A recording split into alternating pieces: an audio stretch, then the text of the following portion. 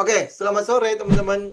Yuk kita mulai ya untuk market review kita hari ini. Ya, ini Rabu, ini udah menjelang akhir bulan ya. Jadi artinya ya tinggal jadi kita masih ada ketemu satu kali lagi Jumat, Sabtu itu kalau nggak salah sudah tanggal 1 ya. Nah, hari ini kita tahu bahwa ini adalah hari di mana market mungkin sedang menanti, tapi sebenarnya bukan menanti sih ya. Karena ekspektasi pasar itu kita sudah tahu bahwa malam ini atau besok subuh ya jam 1 malam itu adalah keputusan The Fed untuk pemotongan suku bunga sekaligus akan ada rangkaian pertemuan sama Xi Jinping dan Trump dan kita udah tahu hasilnya, benar nggak? Ya, jadi artinya bukan kita udah tahu ya. Sorry ini. Aduh, ini ada masalah dengan IG, tapi ya sudahlah ya. Oke, ya jadi kita bukan udah tahu hasilnya, maksudnya itu adalah apa sinyal-sinyal untuk perbaikan antara hubungan Xi Jinping dan Trump. Kita udah lihat bahwa di pertemuan sebelumnya di Kuala Lumpur yang menteri-menteri yang ketemu itu sudah hasilnya udah bagus. Jadi tinggal tanda tangan formalitas doang nanti kalau dia ketemu. Nah, kemudian habis itu untuk pemotongan suku bunga kita juga sudah tahu bahkan sampai Desember pun kan ini Oktober ya, kemudian Desember pun sekali lagi kita udah tahu dengan komposisi probabilitas itu di 90% akan ada pemotongan suku bunga ya lanjutan. Jadi artinya ya pasar sudah memperhatikan itu semua. Nah, sekarang apa yang kita mau lihat? Nah, kita mau lihat itu adalah kejadian kemarin ya, yang waktu di hari Senin. Ya, kenapa market itu turun sampai 4% ya, 4%. Bahkan kalau dari atas sampai ke bawah itu bisa sampai 5% kali ya. Ya, sampai ke bawah itu 4,68%. Jadi, wah ini kan langsung jadi heboh kan. Nah, ini harusnya ya menjadi wake up call lagi buat kita. Jadi pasar itu kita boleh katakan begini lah. Kalau lu tidak mau belajar dari situ, maka pasar akan membuat lu mengulangi lagi pola yang sama, pattern yang sama sampai lu belajar. Ya, kayak kemarin nih, kayak kita bilang kemarin lah ya, wah di mana semua orang wah teriak, wah akhirnya MSCI itu membuat si market itu koreksi, hancur-hancuran. Ya, dia nggak mau tahu, pokoknya udah market koreksi aja. Padahal kalau lu baca suratnya, baca surat MSCI-nya, itu cuma wacana loh. Itu baru wacana, dia baru melempar sebuah sebuah pernyataan kalau ini gue butuh konsultasi sampai Desember gitu. Dia butuh terima masukan-masukan. Kalau gue menerapkan begini bagaimana? Pasar sudah mulai bereaksi kan. Jadi ya lebay jadinya. Ya padahal kalau lu baca itu kan adalah wacana. Diterapkan apa enggak? Nanti. Ya diterapkan minornya itu ada di Februari, diterapkan secara major, secara luas itu adalah di bulan Mei 2026. 2026 ya. Jadi sehingga ya pasar merasa bahwa oh iya ini waktunya untuk profit taking dan lain sebagainya. Betul. Memang di situ kita kita butuh ya. Oh ini udah aware lah, ada aware something lah di daerah situ di Februari dan di bulan Mei 2026. Kita aware something lah. Ya ini dilempar wacana aja turun 4% sampai 5%. Wacana loh. Baru wacana. Ya sudah lebaynya kayak gitu kan. Apalagi itu jadi diterapkan. Ya, jadi ya teman-teman boleh mencatat hari ini. Jangan lupa ini kebiasaannya kita adalah kita seringkali melupakan data. Ya, ini kan data udah dilepar nih bahwa penerapan minornya itu akan diterapkan di Februari 2026 dan akan diterapkan secara penuh itu di Mei 2026. Ingat 2026.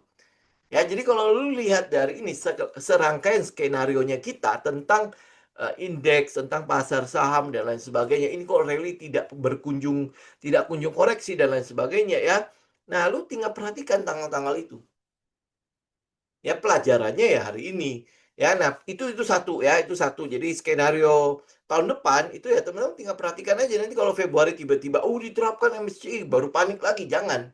Lu sudah tahu dari sekarang pasar pasti udah mengekspektasi sesuatu di sana. Jadi artinya kalau nanti itu rally ya makanya saya udah ngomong berapa kali kan, kalau nanti indeks itu akhirnya rally lagi membuat all time high all time high all time high lagi, itu adalah fase manianya. Jadi artinya lu mesti siap-siap. Nah, warningnya kita udah dapat nih saat ini. Jadi kemungkinan besar di Januari Februari itu udah warning ya, warning minor. Jadi mungkin kalau lu lihat dari fase distribusinya Wyckoff, itu mungkin nanti ada klimaksnya, kemudian akan ada koreksi menuju ke automatic AR-nya. AR-nya kemudian ya habis itu Februari kan jadi kayak tenang-tenang gitu ya, mulai laporan keuangan, orang mulai kumpulin dividends ya, kemudian habis itu lupa. Itu kan kebiasaan retail banget kan. Ya kemudian lupa. Nah, nanti mepeng diterapkan lagi habis. Ya, jadi ya kan, jadi buying klimaks, kemudian habis itu AR, kemudian habis itu nanti akan ada ST kan? Kan kalau distribusi ST-nya di atas. Ya, ST ini bukan ST Solo ya, tapi ST ya. You know lah ya, itu adalah secondary test untuk buat buang barang lagi kan? Jadi itu akan jadi sebuah skenario-nya kita. Jadi kalau lu lihat ya, kemarin itu, surat kemarin MSCI itu menjadi sebuah trigger buat kita. Oh, ini loh yang mungkin saja akan menjadi titik balik dari pergerakan rally dari indeks. Dan itu sehat. Oke, teman-teman harus ingat lagi ya. Koreksi pada indeks itu sehat. Setelah dia rally, ini rally sudah berapa lama ya? Setelah dia rally dari April ya sampai hari ini ya, oke, indeks ingat ya, sekali lagi dari April sampai hari ini itu belum patah trend ya. Jadi ya melihat dari ini penerapan MSCI free float yang baru ya, nanti kalau misalnya dia udah konsultasi udah dapat kira-kira seperti apa nanti free floatnya, pasti akan ada pengumumannya deh. Nah, penerapan minornya sekali lagi di Februari, penerapan secara total itu di bulan Mei 2026. Nah, kalau lu lihat dari tabelnya Sam Banner ya, 2026 kan, kita memang melihatnya di 2026 kan akan ada koreksi. Ya, kalau lu lihat dari skenario ini, jelas ya, skenarionya harus ada koreksi. Dan itu koreksinya bukan koreksi minor-minor begitu ya, kayak bear trap dan lain sebagainya. Tidak, itu adalah koreksi. Ya, koreksi yang mungkin lu lihat di zamannya COVID, zamannya setelah COVID, ya itu koreksi itu. Ya, dan sekali lagi itu sehat. Nah, pada saat lu udah tahu itu, ini kan sebuah pola ya, sebuah pattern ya. Lu kalau nggak belajar juga dari situ, maka ya nanti lu akan berhadapan lagi dengan pola yang sama. Oke, ya itulah market ya, itulah hidup. Jadi kalau di dalam hidup juga sama kan. Jadi kalau lu tidak belajar kali ini, maka akan ada pola yang sama, mungkin kejadian yang berbeda, itu akan terulang lagi sehingga lu harus belajar. Nah, kalau lu tidak belajar di situ, maka ya udah lu akan mengulangi lagi hal yang sama. Kenapa saya bisa ngomong begitu? Kalau teman-teman lihatlah histori dari data-data yang ada, itu adalah pola. Ya, karena itulah makanya dibilang ya, tidak ada sesuatu yang baru di pasar. Itu semua itu adalah pattern yang berulang ya. Mungkin ini pattern yang berulang bukan pada kejadian yang sama, tetapi di tempat yang berbeda, tapi ya rasa-rasanya itu sama. Ya kalau lu lihat dalam hidup ya, saya nggak tahu hidup teman-teman ya, tapi kalau teman-teman bikin jurnal ya, bikin catatan-catatan harian, atau seenggaknya bisa berasa-berasa lah, karena kalau lu udah kejadian berapa kali, ya lu akan mulai melihat, kok ada sebuah pattern yang mengulang ya, yang mengulang. Jadi seakan-akan eh, apa ya, saya bilang ya, seakan-akan semesta ini, ngomong begitulah ya, oh teman-teman mungkin agak alergi dengan begituan ya sudah lah ya, seakan-akan semesta ini ya mau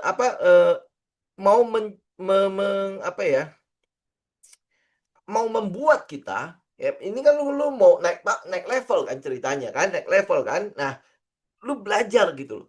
Lu harus bisa mengatasi pola ini.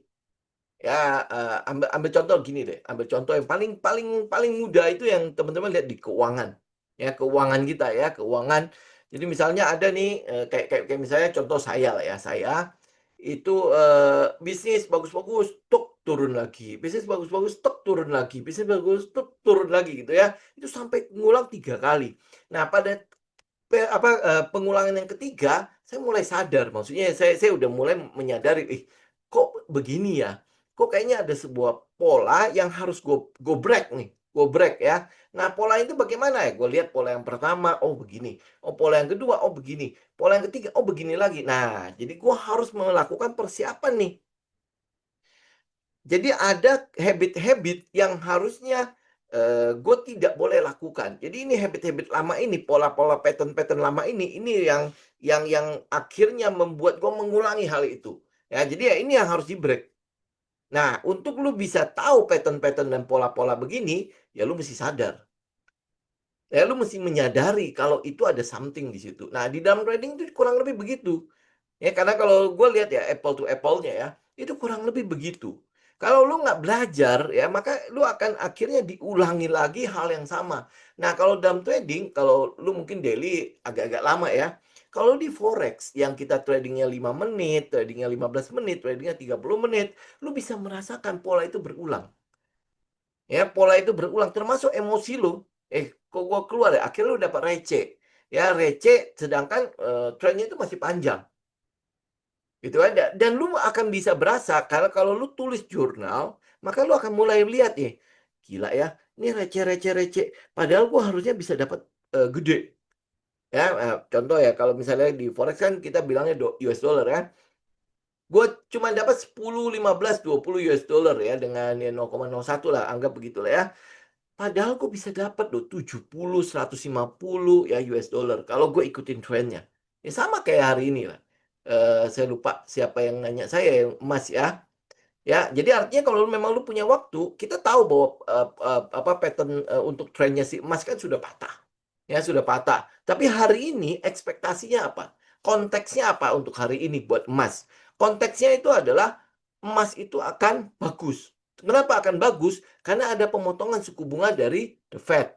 Ya, di mana ya kalau dia ada potong suku bunga otomatis akan melemahkan US dollar kan? Itu pola, itu pattern, itu konsistensinya udah ya seperti itu. Jadi otomatis pasar akan memprice in mengekspektasi ini. Oke? Nah, apakah benar setelah pemotongan suku bunga kemudian habis itu dia akan terus rally? Enggak, pola besarnya dari emas itu sudah patah. Karena itulah makanya ini cuman kalau lu lihat dari struktur ini cuman pullback-nya doang. Jadi setelah turun, teman-teman bisa lihat lah ini kalau emas ya.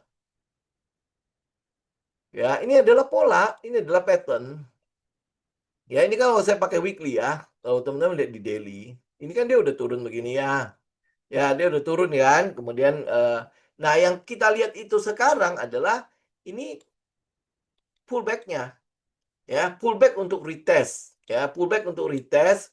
Kemudian untuk ngebreak. Kalau lu ambil lebih rendah lagi, lu akan mulai melihat pattern-nya lebih lebih lebih kelihatan lagi ya. Cuman kan biasanya kita kita patokannya pada time frame besar ya. Ya, nih kalau misalnya teman-teman lihat ya, ini 4 jam deh ya yang biasa saya pakai.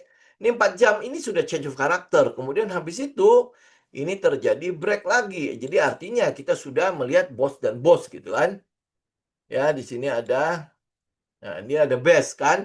Jadi pergerakan ini, pergerakan yang sekarang itu sebenarnya adalah rebound ya. Rebound ini bukan change of bukan berubah trend ya. Ini cuma rebound karena sudah turun begitu jauh, dia cuma rebound. Jadi kayak kita bilang retest ya, pullback dan lain sebagainya untuk testing lagi area-area yang sekitar ini nih. Oke, ini saya buang aja ya. Ini mungkin akan dites ya atau mungkin sampai agak ke atas sini.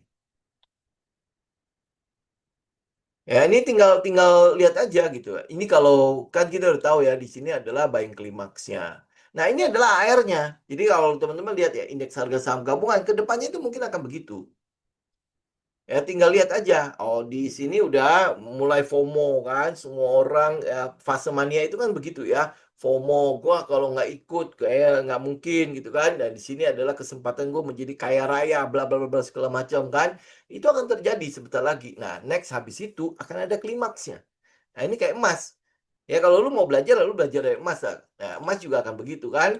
Dimana pada saat di daerah sini, dia mencapai all time high, lu lihat ya, target berapapun yang gue terapkan, ya, yang kita kasih tahu, ya, ini udah di extensionin segini-segini, itu capai dan akhirnya nge-break. Ya, dan akhirnya break. Ya, begitu break, ya, ini teman-teman, saya nggak tahu, saya udah sempat bahas belum di sini ya. Kalau teman-teman lihat, mana volumenya, kok nggak keluar? Aduh, volumenya nggak keluar.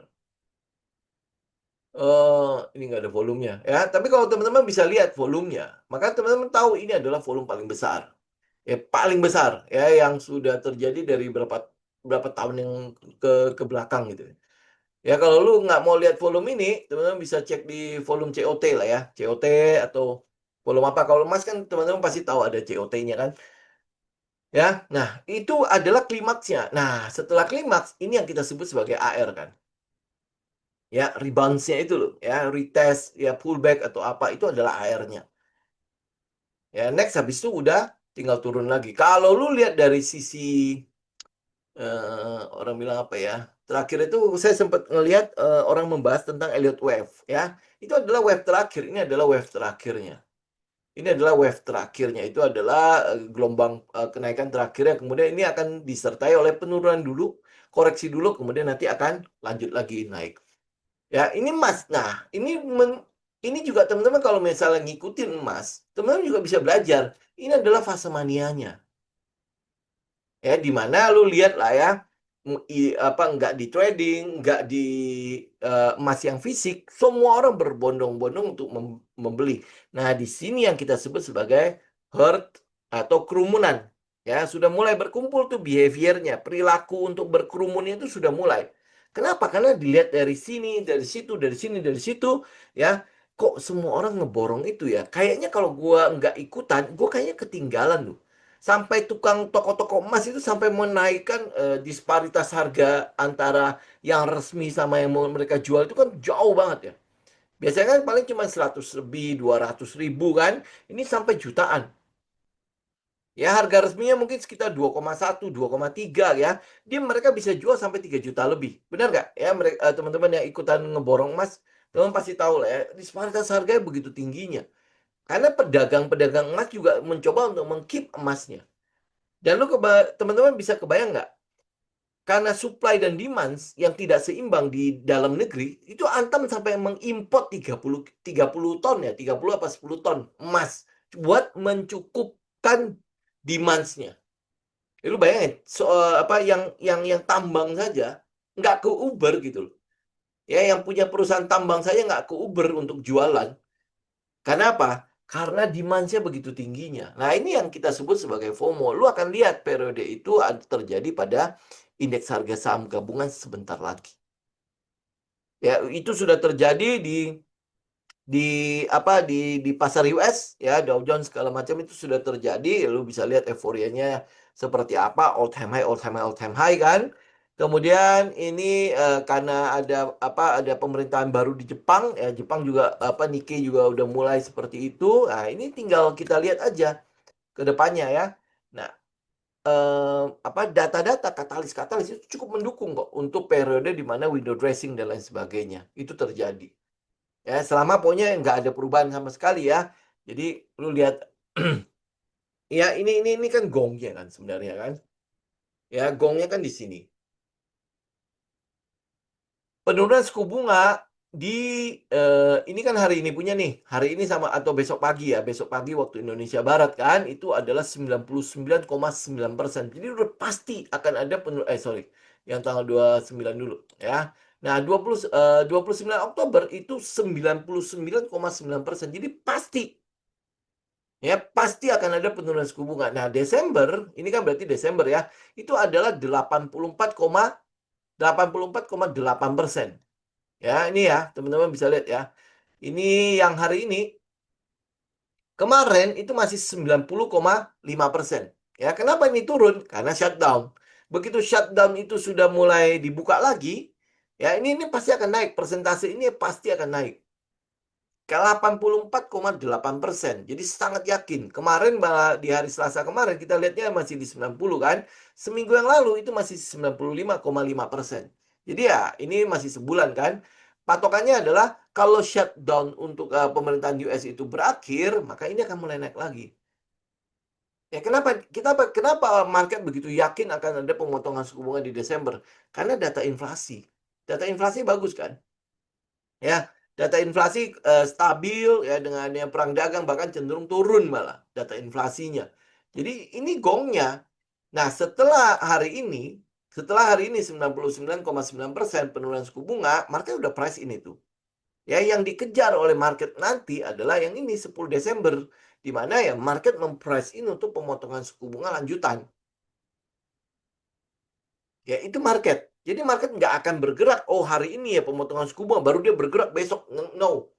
Ya, dia udah bergerak jauh hari. Karena kita sudah tahu datanya. Lu bayangin sekarang Oktober, Desember kita sudah tahu datanya. Kalau ada peluang 84,8% terjadi pemotongan suku bunga lanjutan.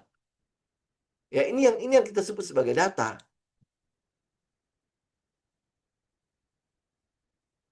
Ya, sebentar, ini chatnya.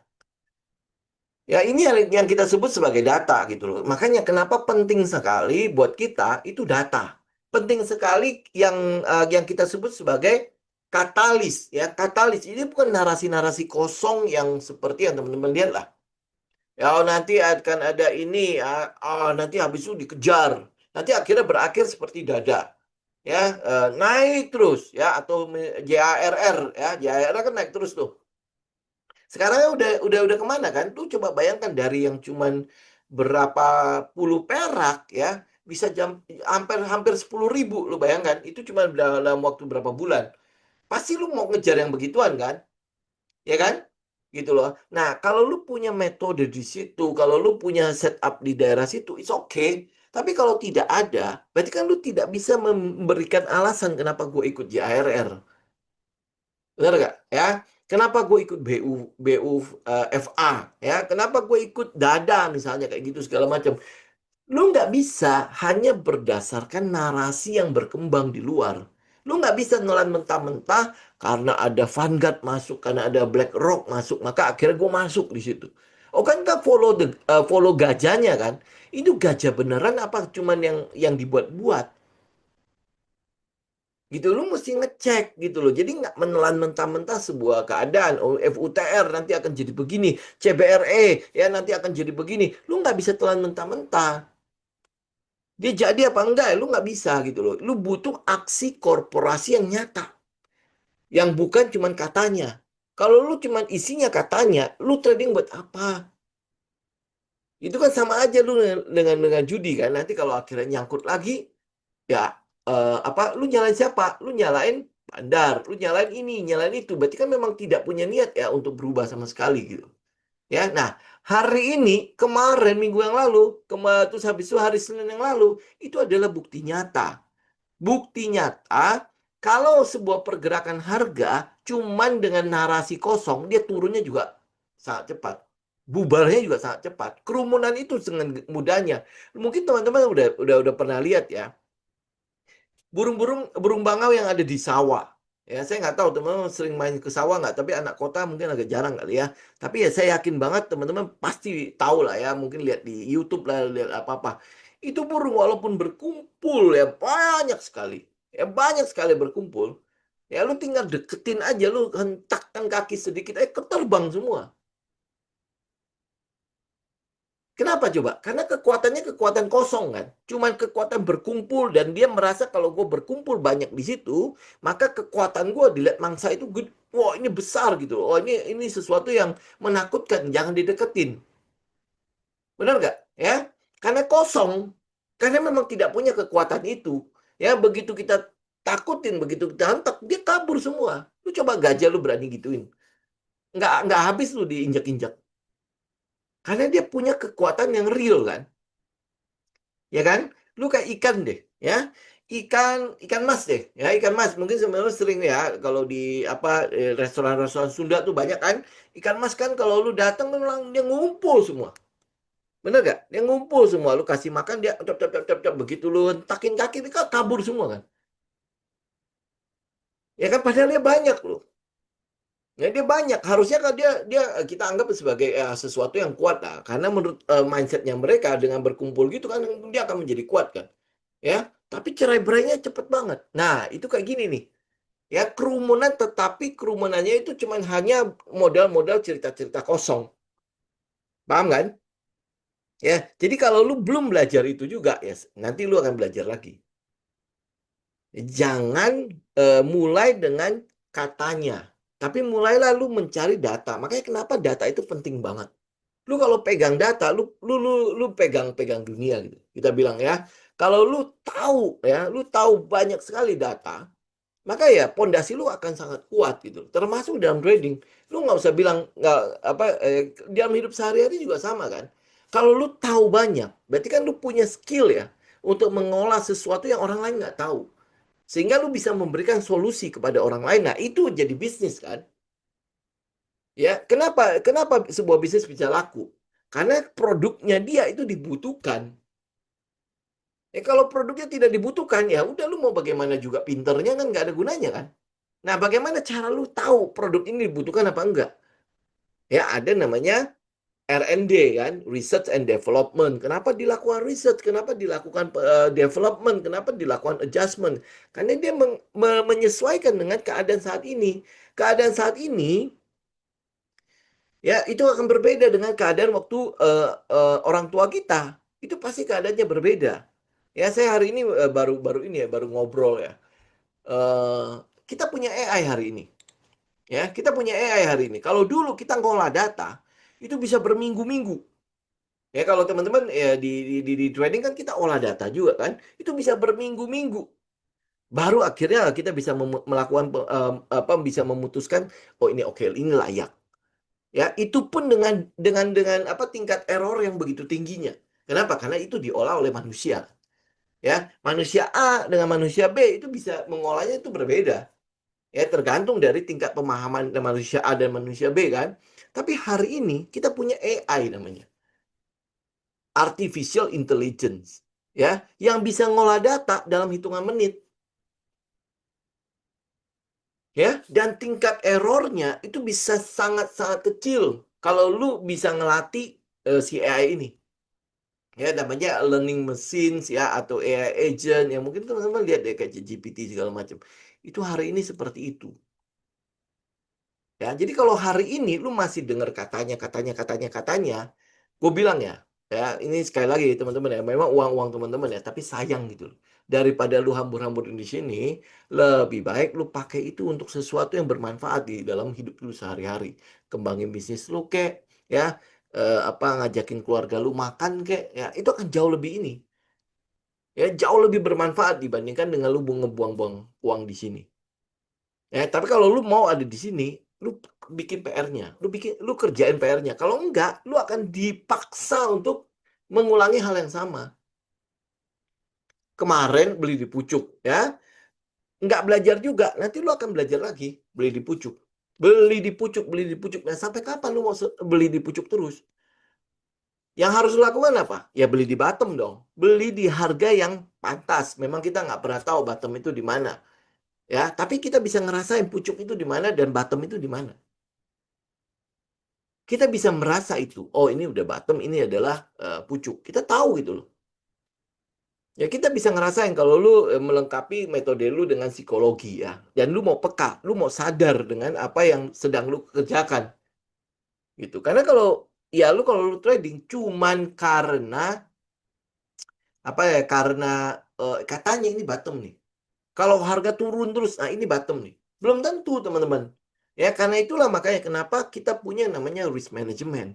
Karena apa yang kita rasakan itu bisa salah. Ya, itu bisa salah. Karena itulah makanya banyak layer kan. Ya, dari katalis, pegang data dulu ya, pegang data baru kita lihat fundamental. Ini kalau misalnya data begini nih, katalis begini nih. Ya, bisa nggak nih ini perusahaan manajemen itu nangkep peluang di sini. Ya, baru kita bicara teknikal. Ya paham ya, ini sekarang nih ada ini nih, kayak misalnya contoh ya, pemerintah kan misalnya nih, misalnya Menteri Keuangan yang katanya dia punya uang banyak nih, ya gue punya 50 T, ya gue kasih ke perusahaan A, prek, jebret ya, lu tolong ya pakai 50 T ini untuk menjadi sesuatu. Atau ini ya, paling gampang gini deh, Danantara ya, Danantara nih dikasih dividen kan berapa ratus triliun ya kan, menjadi modal awal untuk apa dia mengembangkan inilah ya uang-uang negara, kemudian habis itu nanti bisa kita bisa negara bisa dapat apa capital gains dan lain sebagainya kan kayak gitu ya. Tetapi kalau teman-teman lihat ya, orang-orang di dalamnya tidak kompeten, kira-kira dia bisa mengolah nggak uang yang besar ini? Ya kan pasti sayang kan? Karena itulah makanya kenapa orang-orang yang duduk di Danantara itu dipilih kan? Ya, diseleksi dan lain sebagainya. Oh, lu layak, lu bisa dan lain sebagainya, dipercaya jadi seperti itu. Nah, demikian juga kalau lu menilai perusahaan gitu loh. Jadi sebelum lu berlangkah sampai ke teknikal dan lain sebagainya, lu lihat mampu nggak nih manajemen nangkap peluang situ. Memang iya harga emas lagi tinggi-tingginya. Nah, sekarang pertanyaannya si manajemen itu sanggup nggak gitu loh mengolah sedemikian rupa agar dia bisa mendapatkan advantage dari kenaikan harga emas. Bisa nggak gitu loh.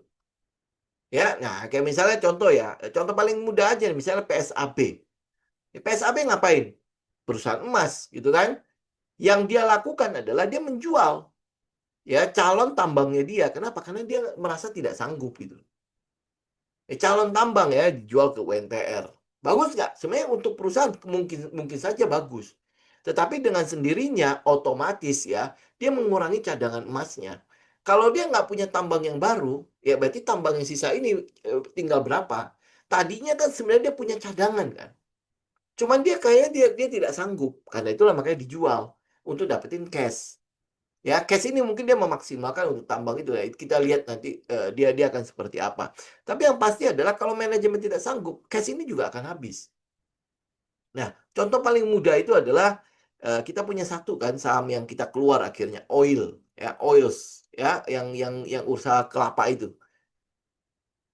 Ya kenapa kita keluar dari oils? Padahal itu harusnya ya ini ada hilirisasi kelapa dan lain sebagainya itu peluang dan sebenarnya untuk perusahaan ini.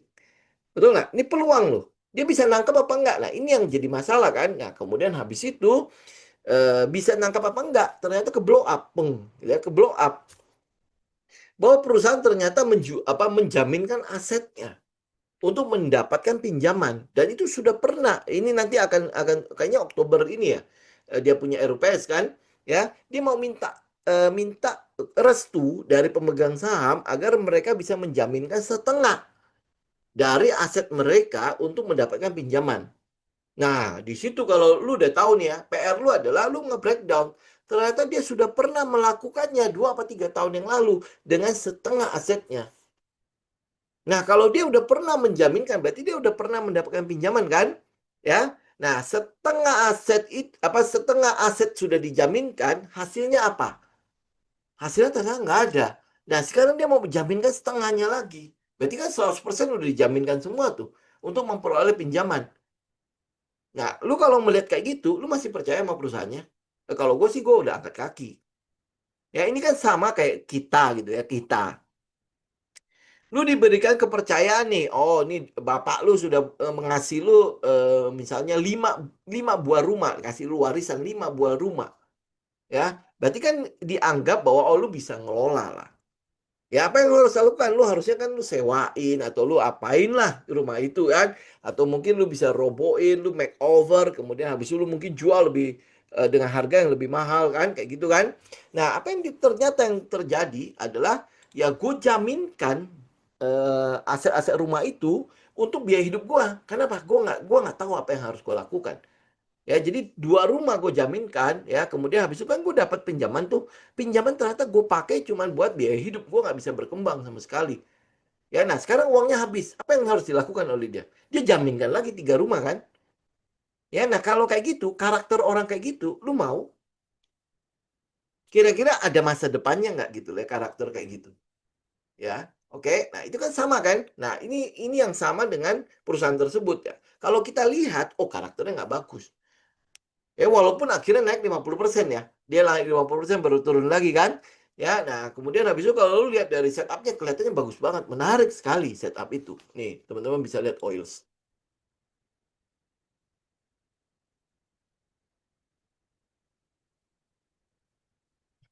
Oke, nih, teman-teman bisa lihat oils. Ya, ini kan sama money spot kan. Itu kita tunggu berapa lama di situ. Ini sama money spot nih. Keren kan? Keren banget. Gitu ya. Kemudian habis itu dia tiba-tiba RUPS. Ya, dan ngebrek peng-peng. Ini sampai 3 kali arah loh. Ya, sampai 3 kali arah. Sebenarnya apa yang terjadi di sini? Ya, mereka keluar bareng. Mereka keluar, gua keluar. Kenapa? Karena kita sama-sama tahu, oh, ini nggak pas ini. Ya, kita nggak tahu nanti apakah nanti habis itu nanti dia akan ini ya, akan membaik dengan dengan pinjaman yang baru dan lain sebagainya, itu urusan nanti lah. Tapi yang pasti sekarang adalah gue melihat karakternya nggak bagus. Gitu, manajemennya kan. Nah, itu data loh. Lu olah datanya, kemudian lu ambil keputusan. Ya gue keluar dulu nggak? Gue lebih baik keluar dulu. Ya, kenapa prinsipnya kita keluar pada saat harga malah rally? Pada saat rally. Karena di sini likuiditasnya gede. Lu keluar dari sini, likuiditasnya udah kecil. Ya, pada saat harga naik, likuiditasnya kenceng. Kenapa? Prinsipnya psikologi lagi.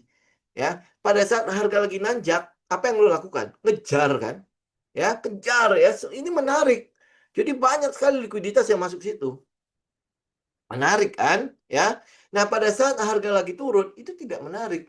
Lu membujuk siapapun, nggak akan ada yang mau ngambil. Ah, harganya turun, ngapain gua ambil? Betul nggak? Ya, karena itulah makanya prinsipnya adalah likuiditas lagi tinggi-tinggi adalah pada saat harga naik. Jadi kalau lu mau jualan, jualan kapan? Pada saat lagi FOMO-FOMOnya. Gitu ya. Nah, pada saat dia turun, ya memang lu harusnya udah nggak di situ. Gitu. Dari sini aja, ini coba bayangin, kita cuma bicara mengenai psikologi kan. Saya nggak bicara mengenai teknik apapun. Ya, dari technical dan lain sebagainya, kita nggak bicara di situ. Ya kita lihat dulu gitu loh. Oh, kalau misalnya modal lu cuma 10-100 juta mungkin gampang lah ya, tinggal tunggu dia turun juga oke gitu kan. Tapi yang namanya market maker, fund manager kan dia tidak di situ. Angkanya itu tidak 100-200 juta. Nggak, kalau 100-200 juta ngapain lu ikut dia? Itu kan angkanya kan bisa miliaran sampai ke triliunan kan. Nah, dia keluar barang bagaimana caranya? Kan lu mesti mikir di situ kan.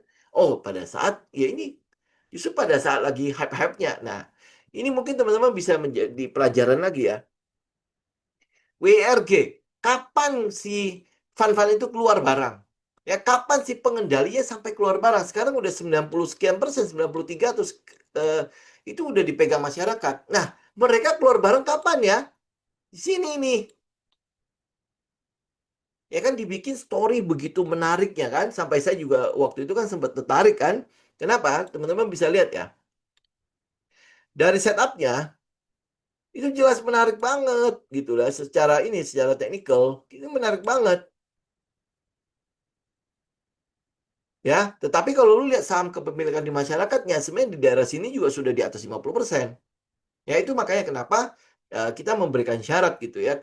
Salah satu syarat kita adalah kalau lu screening dan dapat ini saham-saham yang sudah di atas 50%, udah nggak usah ikut. Gitu. Itu artinya apa? Si pengendali pun tidak tertarik dengan perusahaannya sendiri gitu loh. Karena itulah makanya dia lepasin terus ke masyarakat gitu loh. Lu kalau bener itu perusahaan bagus, lu maunya apa? Ya disayang dong, dipegang sebanyak-banyaknya, bener gak? Ini malah kagak, ini malah dilepasin terus. Itu kan logik ya, logik banget kan? Ya, perusahaan bagus, ngapain lu lepasin terus ke masyarakat? Lu jualin terus. Harusnya lu ambil terus kan? Ya lu pegang tuh seerat-eratnya gitu loh, kayak Garuda Food dan lain sebagainya, seerat-eratnya. Kalau bisa udah kasih 2%, 5% aja sekalian di luar. Jadi dividen untungnya segala macam masih kita pegang, bener gak? Itu kalau memang lu adalah pemilik atau owner dari perusahaan dan memang lu sayang dengan perusahaannya. Maka lu pasti akan sesedikit mungkin lu kasih keluar gitu. Ya jualan dikit aja lah udah. Betul ya. Nah kalau ini tiba-tiba ini jor terus dibuang-buang-buang terus, kan berarti kan ada something dong. Ya, nah karena itulah makanya teman-teman bisa lihat ini sampai 93% ini bentar lagi kayak HKMU loh. Dan lu nggak sadar kan. Ya dari kemarin tuh masih ada yang nanya WIRG kan. Ya benar nggak? Ya itu salah satu loh. Itu sebenarnya tidak ada hubungan sama technical dan lain sebagainya. Nggak ada kan? Ya dari situ aja kalau lu bisa hindarin, itu banyak sekali resiko yang bisa lu nggak perlu lu sentuh kan. Resiko itu nggak perlu harus sampai mampir ke lu gitu. Ya kebayang ya? Ya ini ocehan gue ya. Ya kenapa? Karena waktu penurunan market aja, waktu indeks itu turun, ya masih banyak kok yang itu, yang fear-nya itu, padahal gue udah ngomong ya. Ini indeks turun itu malah bagus. Lu kalau lihat dari RSI, ini kan dia udah naik terus ya. Naik terus kan nih, teman-teman bisa lihat ya, daerah-daerah sini. Naik-naik terus kan, itu overbought sekali gitu loh. Ini siapa yang mau masuk lagi? Udah jelas semua orang bilang, wah ini udah mahal sekali ya. Dari RSI, lu lihat dari dari indikator apapun lah itu udah pasti mahal. Gitu kan? Karena itulah kalau misalnya dia ada trap-trap begini, turun-turun begini, ini wajar nggak? Wajar selama tidak sampai patah trend. Ya, trendnya kalau nggak patah, ngapain lu pusing? Ya, nah, lu sampai sekarang dia ada turun-turun begini, itu wajar gitu. Ini lihat nih momentumnya sudah turun lagi kan? Jadi yang tadinya tegang banget, sekarang udah enak lagi nih. Ya, enak lagi. Nah, untuk apa? Untuk ngejar lagi nih window dressing, bla bla bla segala macam, naik lagi kan bisa nih. Dia punya ruang, ya, ruang lagi untuk manuver. Kalau tadinya udah mentok-mentok di plafon, lu mau manuver gimana sih? Ya, udah di kepala lu sudah tembok lagi kan? Bagaimana lu mau manuver, mau salto-saltoan di situ kan nggak bisa. Kecuali lu di lantai bawah. Kalau lantai bawah jelas masih bisa dong. Lu lakukan itu. Ya kan? Nah, ini jadi kalau market koreksi, ya itu wajar gitu loh. Cuman kalau teman-teman juga lihat ya, makanya kenapa saya wanti-wanti dari awal, ini teman-teman lihat ya, dia naik terus, ini momentumnya masih turun terus ya. Itu kan berarti agak divergence ya, agak divergence ya. Tapi divergence ya bukan untuk collapse ya. Ini divergence ya justru memberikan si indeks itu kekuatan untuk masih punya ruang untuk naik. Nah, naiknya makanya yang saya bilang kan, naik sampai kapan sih ini? Pasti harus koreksi dong. Ya. Nah, skenario kita udah dapat kunci-kuncinya nih. Salah satunya adalah di Februari, minor untuk penerapan MSC yang baru, free float ya. Kemudian habis itu Mei itu adalah penerapan secara total untuk MSCI yang free float yang baru. Nah, jadi kayaknya skenario-nya ngepas banget ya. Dan market tuh udah memberikan sinyal keluar. Tinggal lu ingat apa enggak. Kalau lu tenggelam dalam euforia, lu nggak akan ingat-ingat beginian. Gitu. Ya, kita nggak ngomongin soal teknikal dulu kan. Ya, kita cuma ngomongin soal psikologi. Ya, jadi kalau lu lihat sekarang, ya potensinya bagaimana? Ya, katalis-katalisnya semua support kok. Ya, selama dia masih support, ngapain lu pergi? Toh penurunan indeks ini tidak mempengaruhi saham-saham yang kita pilih kan. Lu kalau memang lu udah dapat fundamental bagus, katalisnya bagus, segala macam, penurunan market ini tidak membuat kita takut. Kenapa? Portofolio kita utuh. Turunnya ya memang ada pengaruhnya 2-3%, 2-3%, tapi tidak sampai puluhan persen gitu. Ya kan tidak sampai yang karena narasi kosong ya dia keluarnya juga jauh lebih cepat gitu loh. Ya, itu makanya kenapa gunanya katalis buat kita. Dengan lu kerjaan PR, psikologi lu jauh lebih enteng. Kalau psikologi lu enteng, ya berarti kan lu bisa tenang gitu loh. Tenang dalam mengikuti arus, mengikuti ombak-ombak yang terjadi di pasar gitu. Pada saat lu tenang, ya percaya gue deh, pada saat lu tenang, ya, lu bisa melihat banyak sekali solusi-solusi asas permasalahannya lu. Gitu. Yang jadi masalah kita, kenapa kita seringkali tidak mendapatkan solusinya? Karena kita sendiri tidak tenang. Ya, lu sendiri kabut apa lu lebih fokus kepada masalah lu dibandingkan dengan solusi lu. Ya, jadi akhirnya udah kekhawatiran lu menenggelamkan solusi yang harusnya bisa dilihat oleh lu. Ya. Oke? Jadi market itu nggak ada bedanya sama kehidupan lo. Ya kalau lu nggak belajar dari sini, ya kalau lu nggak belajar dari sini, maka ya udah, ya lu selesai juga gitu. Ya kalau lu nggak belajar lagi, next lu akan belajar lagi kok. Lu akan berhadapan dengan sesuatu yang sama. Gitu. Ya, oke? Oke, next saya masuk ke pertanyaan deh. Ya, nanti pasti banyak yang tanya ya. Toba. Toba itu ya dia sudah mengatakan bahwa dia tidak ikut PLTSA ya. Ya, PLTSA. Jadi artinya sudah hampir boleh bilang tidak punya momentum sama sekali ya. Jadi katalis-katalis yang ada juga semua udah price in ya, soal akuisisi perusahaan energi yang Singapura dan lain sebagainya itu harusnya udah price in semua. Jadi kalau dia udah price in semua, kita nggak punya katalis baru, ya udah. Ya harusnya udah kelar lah. Lu nggak usah harap-harap lagi dari Toba lah. Ya kenaikannya juga sudah berapa persen. Ini kan adalah ini ya, usaha memprice in apa yang sudah terjadi itu sudah 500% lebih. Cukup lah. Ya, rally-nya udah cukup. Kecuali dia punya corporate action yang lain lagi. Ya, sedangkan Toba itu sudah mengatakan dengan pasti bahwa dia tidak ikut PLTSA. Ya mungkin biar nggak itu ya, nggak dibilang apa aji mumpung dan lain sebagainya ya. Ya kalau kita tidak melihat ada katalis baru ya sudah apa kita udahan dulu di sini. Ya sampai nanti ada katalis baru yang dari aksi korporasinya. Kalau nggak ada lagi udah ya kita nggak usah lihat ini lagi. Ya walaupun ya mungkin kalau teman-teman lihat, oh ini kalau gue mungkin bisa nggak nunggu di daerah sekitar Golden Zone dan lain sebagainya. Ini bukan masalah Golden Zones-nya. Ya, ini bukan masalah teknikalnya. Ada data yang mendukung dia lebih baik lagi.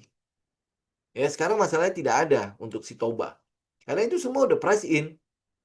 Ya, kalau di daerah sini itu semua euforia-euforia dan itu sudah berlalu. Nah, jadi artinya ya udah, nggak usah lihat Toba lagi. Kecuali memang dia punya data yang baru. Ya, kalau dia punya data yang baru ya kita mungkin akan beda masalah. Oke? SSA. Nah, ini yang saya bilang kemarin ya. Yang kita mau tunggu itu adalah dia turun ke bawah situ. Memang iya, laporan keuangannya bagus dan lain sebagainya kan. Ya, laporan keuangan Q3-nya tuh bagus dan sebagainya kan. Nah, sekarang yang itu kan sudah di price in oleh market. Memang itu sebuah kejutan lah. Kita nggak tahu, nggak ngikutin juga. Saya nggak tahu ya, apakah ada yang ngikutin ASSA juga ya. Tapi yang pasti adalah itu harga hari ini itu sudah tercermin dengan kondisi dia sekarang. Ya, termasuk nanti teman-teman lihat ya ada satu saham lagi kan, itu juga kejutan ya. Itu juga kejutan banget kan. Ya, tapi karena dia ada corporate actions yang ini, yang satu ini, sehingga ya harganya nggak dibikin kemana-mana loh. Bener-bener nggak dibuat kemana-mana gitu. Oke, ya ini untuk SSA. Kita mau lihat adalah ya yang pasti adalah data. Ya, kemarin kenapa dia bisa cuan segede gitu. Ini teman-teman cari dulu ini. Ya cari dulu karena saya nggak ikutin ASSA. Lu cari dulu kenapa dia bisa cuan sebesar itu. Nah, kemudian lu proyeksikan ke Q4-nya. Dia bisa nggak? Dia tetap masih bisa ngulangin nggak? Karena yang kita tahu adalah ASSA ini kan adalah perusahaan untuk rental, kemudian perusahaan untuk apa itu namanya pengiriman ya, ekspedisi dan lain sebagainya kan. Nah, lu lihat bagaimana akhir tahun ya akhir tahun udah pasti rentalnya harusnya ini ya cukup laku ya kemudian habis itu untuk ekspedisi pengiriman ekspedisi juga harusnya cukup laku kan ada data yang lain nggak gitu nah kalau dia ada data yang lain mungkin itu bisa menjadi aksi yang lebih lebih lebih baik yang kita tangkap ya lu baru lihat teknikalnya ya kalau teknikalnya teman-teman bisa lihat ya teknikalnya mengatakan bahwa kita tinggal menunggu dia bikin high. Ya harusnya ini dikit lagi udah bisa ada high lah ya. Kita tinggal menunggu ada high, kemudian habis itu di situ ada gap. Ya, ada gap ini pasti akan ditutup. Ya, apalagi ya kalau masih nunggu ini ya tahun depan apa Q depan dan lain sebagainya, ini gap ini pasti akan ditutup.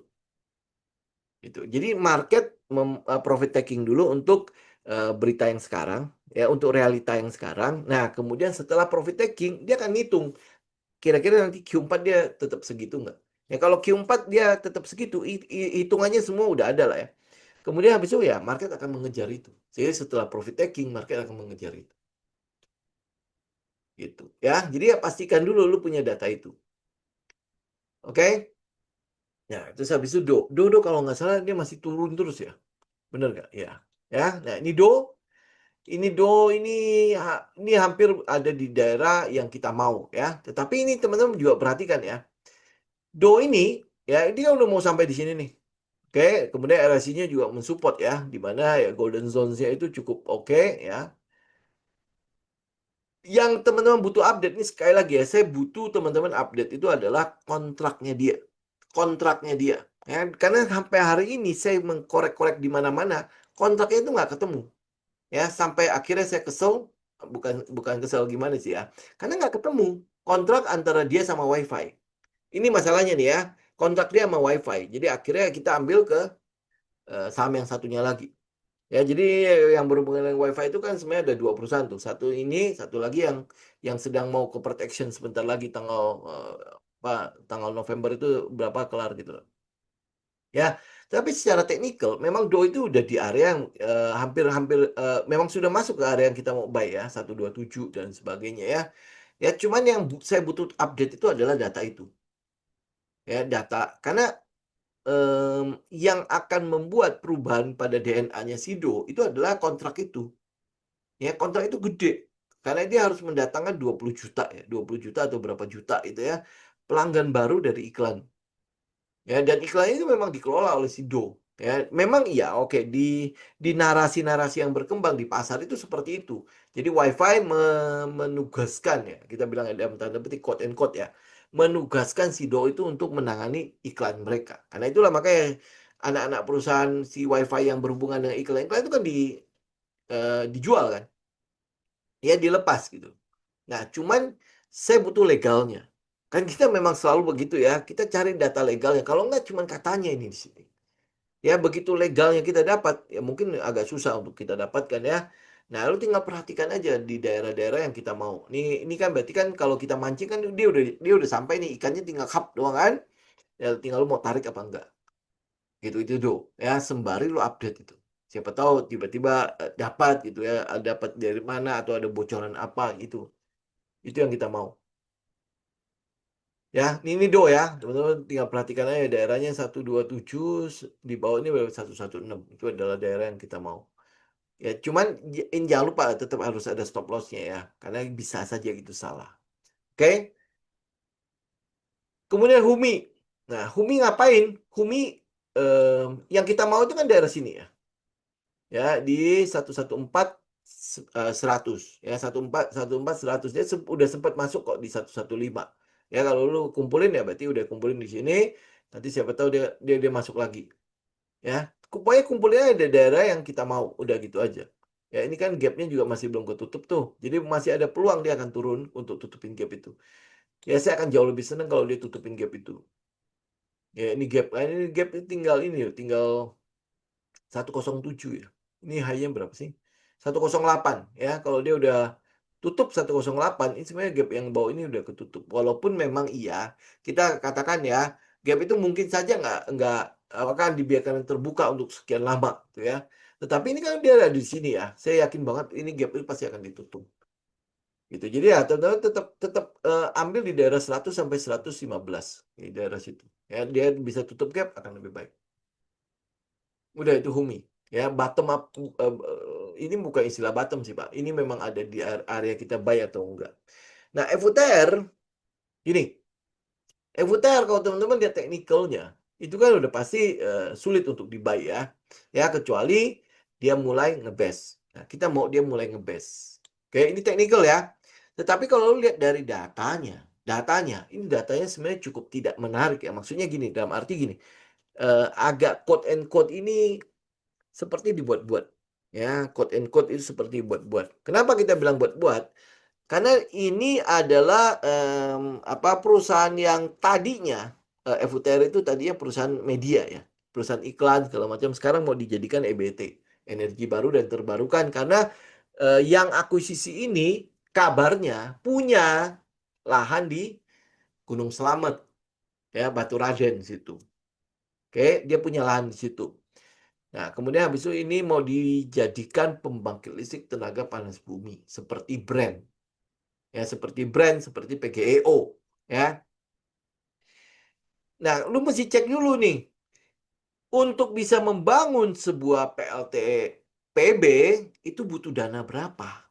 Karena setahu saya pembangkit listrik paling mahal itu adalah PLT panas bumi. Itu paling mahal untuk dibangunnya. Ya, operasional mungkin murah, ya, tetapi bangunnya itu paling mahal. Oke, nah jadi lu mesti lihat dulu ini kemampuan keuangan dari si pengendali ini atau si yang akuisisi ini ada nggak di situ? Ya itu satu. Ya kedua, dia mengakuisisi FUTR saja itu butuh dana berapa? Hampir 1 T. Nah, bahkan T lebih lah. Ya tergantung dia closing di harga berapa. Ya waktu kita masih menduga-duga dia itu masih di daerah 300-an kan atau 200-an berapa gitu. Itu saja kalau kita hitung itu 1 T lebih. Berarti kalau ini ya, gue akuisisi ini ya 1 T, ya. Kemudian habis itu kalau gue bangun lagi bisa 1 T lagi. Jadi pertanyaan saya, kalau memang iya lu udah punya uang 1 T, ngapain lu akuisisi begini? Lu bangun aja, bener nggak? Lu bangun aja pembangkit listrik ya, kemudian habis itu lu kan udah dapat kontrak dengan PLN nih katanya kan, ya udah lu tinggal recurring income. Ya ngapain lu masih sia-siain gitu loh uang uang cash yang 1 T ini, kemudian habis itu lu lempar lagi beli FUTR. Kemudian habis itu dari FUTR misalnya oke, ini kan biar lebih gampang untuk cari dana yang baru kan. Untuk dapat pinjaman dia bisa right issue dan lain sebagainya. Iya kalau right issue lu diterima oleh pasar. Kalau right issue lu tidak diterima oleh pasar, berarti kan lu harus ada standby buyer kan. Betul nggak? Ya, ya daripada lu repot-repot begitu, mendingan standby buyer lu jadi investor. Ya investor untuk pembangkit listriknya lu. Kan pasti investor akan jauh lebih lihat, oh daripada gue 1 T di sini, gue siapin mendingan udah kita bangun aja pembangkit listrik. Toh udah pasti akan diambil oleh PLN. Bener gak? Ya, ini yang jadi masalah gitu loh. Ini yang membuat saya kok jadi mikir-mikir. Ini kalau pikiran gue loh ya. Ya gue nggak tahu saya yakin banget fund manager juga pasti akan mikir begitu. Ya mungkin data mereka akan jauh lebih lengkap. Kenapa jauh lebih lengkap? Karena dia kalau lu punya Bloomberg Terminal itu bisa sampai lihat hobinya presiden direktur itu apa, ya, eh, apa, bahkan kalau nggak salah alamat segala macam semua juga ada. Ya itu Bloomberg Terminal. Makanya kenapa mahal kan? Kenapa dalam 1 tahun itu lu bisa bayar ratusan juta untuk sebuah Bloomberg Terminal? Karena kalau lu mau ngecek apapun ya ada gitu di situ ya. Bahkan sekarang ini FUTR kan pengendali ada si A dan segala macam. Saya yakin banget data itu pasti ada di situ. Nah, dengan data itu, ya lu bisa nilai itu sendiri. Nah, dari sini aja, makanya kenapa saya bilang agak aneh gitu. Ya, oke lah. Ya, kita lihat, oh ini aneh ya. Berarti kan gua kalau misalnya mau masuk FTR, gue cuman trading doang loh, untuk jangka pendek. Bukan untuk ngambil dia, oh nanti FTR akan jadi the next brand dan lain sebagainya. Nanti lu jadi dada lu. Ya, DADA juga ngegorengnya begitu kan. Dada nanti akan jadi begini ya, kemudian nanti BlackRock akan masuk segala macam. Itu jadi sekarang kayak gimana mereka? Ya, jadi jangan mengulangi lagi kesalahan yang sama. Gitu. Kalau gue lihat EWTR daripada gue menebak-nebak ya, kemudian habis itu gue nggak percaya sama sekali seperti itu, gue lebih baik gue tunggu dia selesai semuanya, baru gue mulai melirik dia. Nggak akan telat kok. Mungkin oke, gue nggak dapat 1000%, tapi seenggaknya ya 100-200% gue dapet lah. Atau nggak usah 100-200%, 50% aja gue udah seneng banget kok. Ya gue masuk 1 M itu bisa dapat 500 juta. Sudah, gue udah clear gitu loh. Untuk bulan itu, apa untuk tahun itu, untuk semua pengeluaran gue udah clear. Gue nggak butuh ratusan persen kok. Bener nggak? Ya, itu makanya kenapa narasi yang kosong-kosong begitu, lu harus bisa uji. Ya lu bisa uji. Ini kayak misalnya FUTR, lu tahu nggak kantornya di mana? Kantornya itu ada di lupa Simatupang sama Mamang Perapatan dan itu adalah ruko. Ya dengan perusahaan yang tetean, ya ngapain lu ada di ruko gitu? Oke lah dia low profile gitu ya. Makanya tadi yang saya bilang ya, daripada lu pakai uang sebesar itu untuk mengakuisisi sebuah saham saja, ya lebih baik lu bangun. Ya lu bangun aja pembangkit listriknya, ya atau lu IPO aja. IPO itu tidak semahal itu. Ya tidak perlu tetean gitu loh. Ya lu IPO saja. Kalau memang lu tujuannya untuk dapetin dana murah masyarakat dan lain sebagainya, lu IPO saja. Gitu kita tahu IPO paling ya 10 M ya, 10 M juga udah bisa kok untuk IPO. Nah habis itu udah tinggal lu promo aja. Lu tinggal siapin uang mau uang uang lebih untuk arah berapa kali dan lain sebagainya kan lu siapin aja udah. Gitu. Ini yang kita lihat gitu loh. Maksudnya nggak masuk akal lo, nggak masuk akal banget gitu loh ya. Cuman buat bangun 2 pembangkit listrik, lu udah punya tanahnya, udah dapat kontrak dari PLN, ya. Dana itu daripada lu beli FUTR, mendingan lu pakai buat bangun. Ya kalau memang lu punya tujuan untuk right issue, dapat dana murah dari masyarakat, lu IPO saja. Oh IPO lama, nanti harus ngantri dan lain sebagainya. Sebenarnya nggak masalah kok. Lu bangun aja dulu, kan dana lu sudah ada. Ya kan? Untuk beli ini aja lu udah bisa bangun itu kok. Jadi mulai dibangun. Lu IPO akan jauh lebih diminati. Kenapa? Karena itu sudah berbentuk kegiatan usaha. Kalau sekarang kan baru namanya wacana. Benar atau tidak lu punya tanah di Gunung Selamat kan kita juga nggak tahu. Karena pada sebelum lu terbuka itu semua tertutup. Ya pada saat itu semua tertutup kan berarti kan cuma tinggal dipercantik doang, make up. Itu ya, yaitu FUTR ya. Tapi kalau misalnya oke itu semua misalnya ini adalah kayak PP gitu ya. PP mau IPO Star Energy. Ya, kemudian habis itu dia punya ini, dia punya itu. Kenapa kita percaya dengan omongan itu? Karena memang dia punya dana. Dia punya dana dan memang Star Energy itu sudah lama ada dan kita tahu bahwa dia memang sudah bangun beberapa biji gitu. Ya kan? Nah, tiba-tiba datang orang seperti ini. Gimana? Gimana gue percaya? Gitu. Jadi ya makanya bedakan antara narasi, alasan yang bisa, yang acuan yang bisa dijelaskan dengan cuan yang atau dengan yang penting cuan gitu. Ya pokoknya udah gue nggak mau tahu, yang penting gue cuan aja di sini ya, urusan itu apa segala macam enggak. Nah, itu yang akhirnya makanya kenapa saya bilang ya dari awal ya, pasar akan memaksa lu untuk belajar gitu. Lu nggak mau belajar nanti next pasti akan mulai lagi gitu. Ya 4 Big Bang mana yang paling menarik? BCA udah, tapi nggak tahu sih ya sekarang masuk udah kemana dia. Nah, ya, ini BCA kan ada gap-gapan tuh. Saya akan jauh lebih senang kalau dia tutup gap. Ya, jadi ya udah tinggal yang menarik mana ya ini BCA. Kenapa Himbara nggak menarik? Lu lihat di video-video sebelumnya, gua nggak usah nerangin lagi Pak. Ya, oke, oke ya. Gue ngocehnya kepanjangan ya, jadi banyak pertanyaan nggak kejawab ya. Oke, mungkin pertanyaan-pertanyaan berikutnya itu teman-teman nanti bisa ini ya. Buat teman-teman yang mungkin nggak bisa ikutan Zoom, teman-teman mungkin nanti bisa ikut IG ya, IG Live nanti bisa pertanyaan bisa teman-teman taruh di situ deh. Ya, saya pikir untuk hari ini saya cukupkan dulu ya.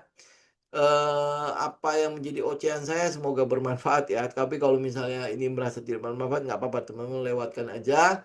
Ya, nanti tinggal tinggal nunggu aja pasar yang memberikan warning apakah itu bermanfaat atau tidak, gitu ya. Oke, ya. Thank you ya teman-teman. Untuk hari ini kita ketemu lagi hari Jumat ya. Jumat itu berarti akan jadi Jumat terakhir di bulan Oktober ini ya. Semoga hari ini juga pasar sesuai dengan prediksinya kita ya, semua smooth ya, tinggal teman-teman nanti akhir tahun bisa cuan atau tidak. Nah, ini memang kita kita lihat dari bagaimana lu belajar dari market yang ada sekarang ya. Oke. Thank you teman-teman. Sampai ketemu lagi hari Jumat ya. God bless semua. Saya izin pamit. Thank you.